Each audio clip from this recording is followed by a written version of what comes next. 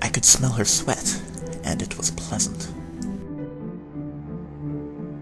The darkness of the room had gotten to me, and I didn't know what to do.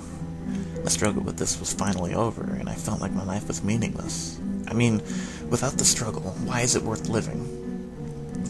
That's a stupid question. It's not.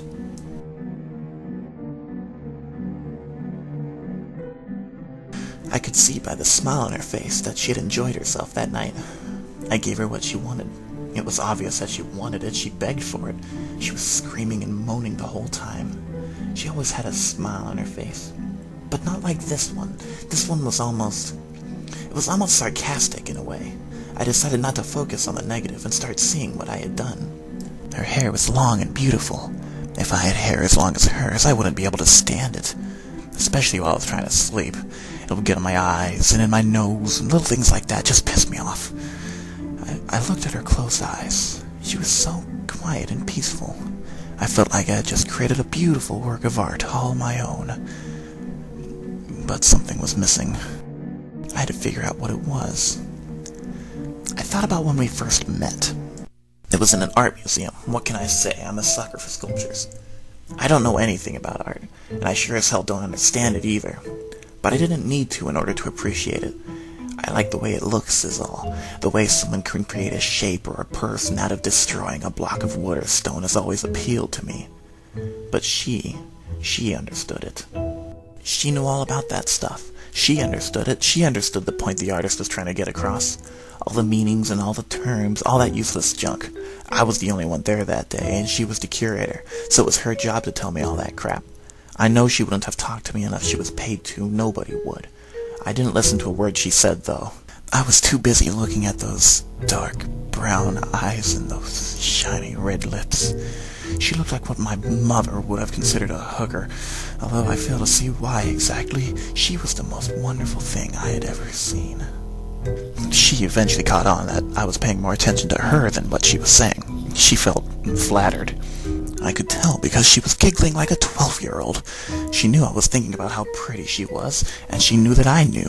I felt awkward and didn't know what to do or say. I've never had good luck with girls. I've never even had a friend who was a girl. They intimidate me too much.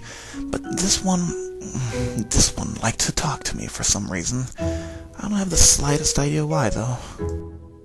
She asked me what I thought of Talaria's The Image. I didn't know what to say. Not because I was too shy. It was because I don't know anything about interpreting art, nor did I care to know.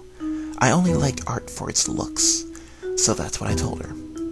She didn't say anything and looked at me trying to figure me out. She smiled sarcastically and nodded.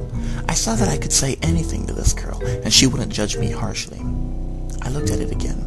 I told her that I liked the way the one figure had authority over the other. Power fascinates me. I must have said something right, because the next thing I knew, she was pulling me up 50 flights of stairs to her place. And just like that, it hit me. I didn't need to look at that sarcastic smile to know she thought she was in charge.